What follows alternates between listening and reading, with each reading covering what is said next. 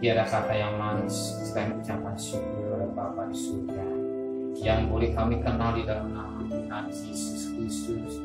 Terima kasih buat pemeliharaan yang Kau berikan kami.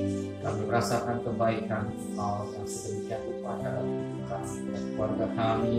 Boleh kami bangun dengan dunia sehat dan Kau sedia panjang umur buat kami. Sebelum kami beraktivitas lain, kami utamakan Engkau di segala-galanya.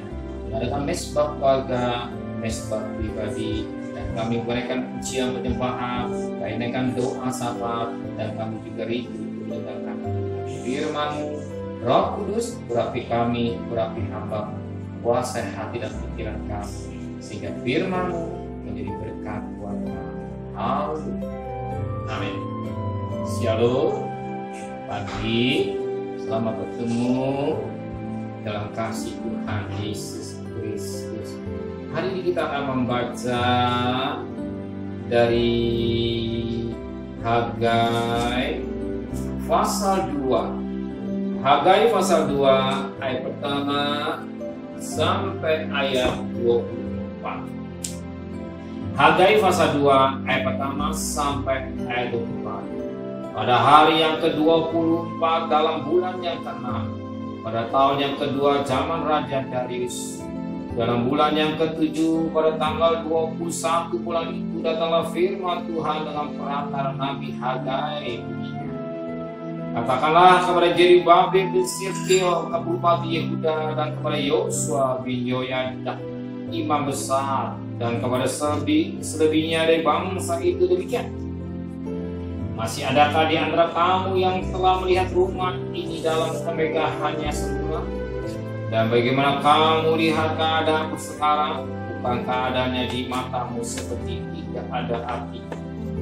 Tapi sekarang kuatkanlah hatimu, hai Jerubabel, demikian firman Tuhan. Kuatkanlah hatimu, hai Yosua bin Yoyadah imam besar. Kuatkanlah hatimu, hai segala rakyat negeri.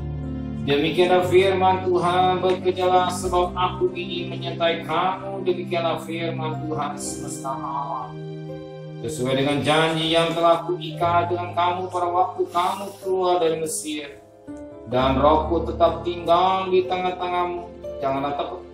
Sebab begini firman Tuhan semesta alam, sedikit waktu lagi maka aku akan menggoncangkan langit dan bumi, laut dan darat.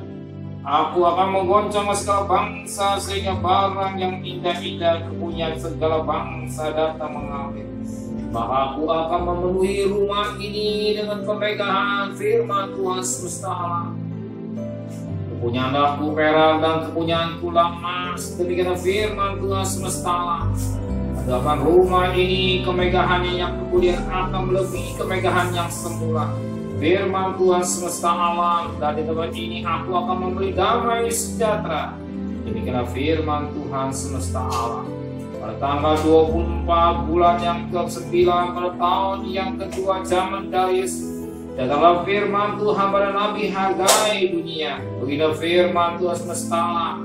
Tanyakanlah pengajaran kepada para imam. Andaikan seseorang membawa daging kudus dalam puncak bajunya, lalu dengan puncaknya itu ia menyentuh roti atau sesuatu masakan atau anggur atau minyak atau sesuatu yang dapat dimakan dari kuduskah yang disebut itu?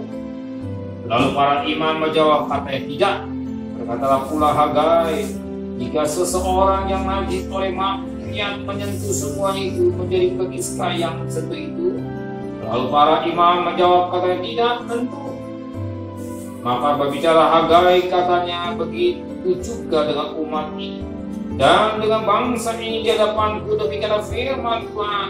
Dan dengan segala yang dibuat tangan mereka dan yang dipersembahkan mereka di sana adalah najis. Maka sekarang perhatikanlah mulai dari hari ini dan selanjutnya, sebelum ditaruh orang batu demi batu untuk pembangunan bait Tuhan, bagaimana keadaanmu? Ketika orang pergi melihat suatu timbunan gandum yang seharusnya banyak 20 gandum, hanya ada 10, dan ketika orang pergi ke tempat pemerasan anggur untuk menyedok 50 takal hanya ada 20. Aku telah memukul kamu dengan hama dan penyakit gandum, dan sekalinya dibuat tanganmu dengan hujan batu, namun kamu tidak berbalik kepadaku. Demikianlah firman Tuhan.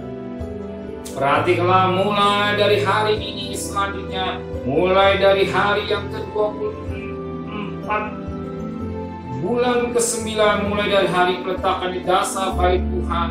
Perhatikanlah apakah benih masih tinggal tersimpan dalam lumbung, dan apakah pohon anggur dan pohon ara, pohon delima, pohon zaitun belum berbuah. Mulai dari hari ini aku akan memberi berkat. Maka datanglah firman Tuhan untuk kedua kali pada Hagai pada tanggal 24 bulan itu.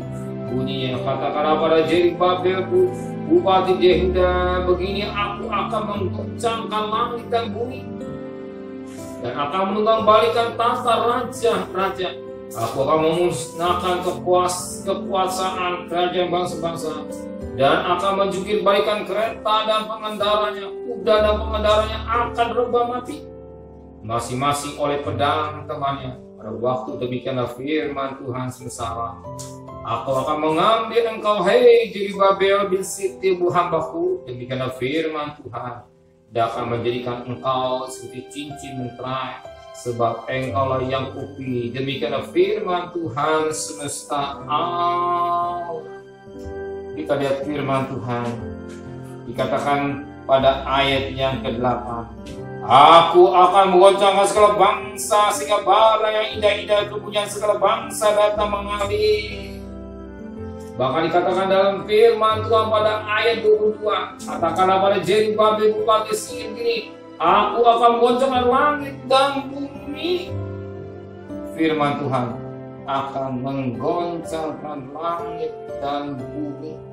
Oleh firman Tuhan, hidupkan satu kedatangan Tuhan sebagaimana dalam Ibrani pasal yang ke-12, yang Ibrani pasal 12 yang berkata pada ayat 26, Ibrani pasal 12 ayat 26 dan 27, pada itu suaranya menggoncangkan bumi.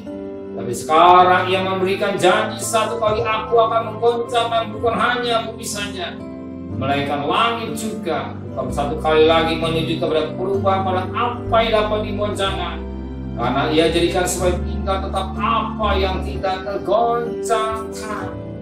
Dia firman Tuhan di satu ketika dikatakan firman akan aku atas pada menggoncangkan ya segala bangsa barangnya itu menunjukkan pada kedatangan Tuhan. Satu ketika sebagaimana firman Tuhan pada ayat 22, aku akan menggoncang langit dan bumi. Jadi bumi dan langit satu ketika akan digoncangkan. Dan firman Tuhan berkata sebagai dalam 2 Petrus 3 ayat 12, ya, satu ketika juga bumi goncangkan, ya, langit dan bumi akan digoncangkan. Tapi satu ketika firman Allah berkata, betapa suci dan saleh kita harus hidup menanti kedatangan Tuhan. Kita harus siapkan hidup dengan baik, ya. Apa yang terjadi hidup ini kita perhatikan dengan baik. Jangan sembarang-barangan dalam hidup yang kita jalani, sebab dikatakan dalam firman Tuhan pada ayat 2 Petrus 3 ayat yang kedua, yaitu kamu yang menantikan dan menunggu kedatangan hari Allah. Pada itu langit dan akan binasa dalam api, dan musuhnya akan hancur karena nyalanya. Jadi satu ketika apa yang difirmankan akan satu kenyataan, nubuatan yang dikatakan oleh Hagai menjadi satu kenyataan. Sebab pada ayat yang ke-7, sebab ini firman Tuhan salam, sedikit waktu lagi aku akan menggoncangkan langit dan bumi, laut dan darat. Jelas, sedikit waktu lagi Tuhan akan menggoncangkan langit. Bahkan pada ayat yang ke-22 jelas. Ayat yang ke-10, ya, ayat yang ke-22, ayat yang ke-22 dikatakan, aku akan menggoncangkan juga langit dan bumi. langit dan bumi akan goncang. Dan saudara, ketika gempa, jadi saya manusia pada menjerit, manusia pada ketakutan, hanya goncangan gempa bumi yang katakanlah ayat 6 atau 7 ya udah orang ketakutan di apalagi bumi satu kali goncang. Jika kepada Tuhan, betapa penting kita hidup dalam kekudusan. Kita tidak main-main dan terus hidup kita itu boleh berkenan. Jika Tuhan datang, kita dapat dalam keadaan siap sedia. Bahkan 5 darah yang pandai, yang berpakaian, yang sudah siap bertemu dengan Tuhan. Kita yang hidup kali ini, Tuhan berikan banyak umur. Tuhan berikan waktu kita hidupnya sesuai dengan tanda Dia. Ya, dan menanti oleh COVID ini banyak tanda-tanda peringatan supaya kita banyak intervensi diri kepada Tuhan melalui peristiwa-peristiwa yang bebas saat ini, mulai COVID-19, supaya kita banyak intervensi diri kepada Tuhan dan banyak mendapatkan diri kepada Tuhan. Amin. Benar Bapa di surga, suatu ketika firman langit dan bumi akan digoncangkan, dan Ibrani 12 ayatnya ke-26 jelas, suatu ketika akan digoncangkan ketika Engkau datang. Oh, apa yang kami hadapi, kami siapkan hidup dengan baik. Tuhan, pimpin kami semua dengan kekudusan, sucikan pikiran kami sampai anak kami, sehingga hidup ini boleh menyenangkan hati Tuhan. Kami serahkan hidup kami, keluarga kami semua Tuhan, di mana kami mencari nafkah, pergi dengan selamat, pulang dengan selamat, yang tidak kurang satu apapun. Bungkuskan puasa, darah-Mu bagaikan kami berada dalam lembah kekelaman, firman-Mu kata tongkatan gandam-Mu naik kami, sebagaimana Mazmur 23 ayat 4. Biar kami tetap beriman sepenuh kepada Tuhan, dan kita memperhatikan puasa baik semua demi kebaikan kami semua. Memberikan kami pada besok pagi dalam tubuh yang sehat dengan tidak kurang satu apapun. Berkati Bapak Presiden, Wakil Presiden, para menteri, para gubernur, para bupati, para wali kota, para camat, para lurah, para RW, para RT, para medis, para relawan, para TNI, para Polri, bahkan mereka-mereka yang bekerja di depan. Berikan hikmat yang dari Tuhan, pelihara mereka, pelihara yang luar biasa dari dunia, pelihara keluarganya, dan berperang melawan virus corona. Hanya kemurahan Tuhan, hanya belas kasihan Tuhan, yang sampai marah negara kami Tuhan. Cukup saja, sekian banyak yang sakit Tuhan, tapi yang sembuh sudah semakin banyak Tuhan, bahkan yang meninggal semakin jarang Tuhan. Terima kasih Tuhan, bila mereka mau taat divaksin dan memperhatikan protokol kesehatan. Terima kasih Bapak Surga dan kekasih. Terimalah berkat nikmat dari Allah Bapa, cinta kasih sayang dari Tuhan Yesus Kristus, dan berkat Roh Kudus dan saudara hari ini sampai Maranatha Tuhan Yesus datang. Yang cinta Dia katakan amin.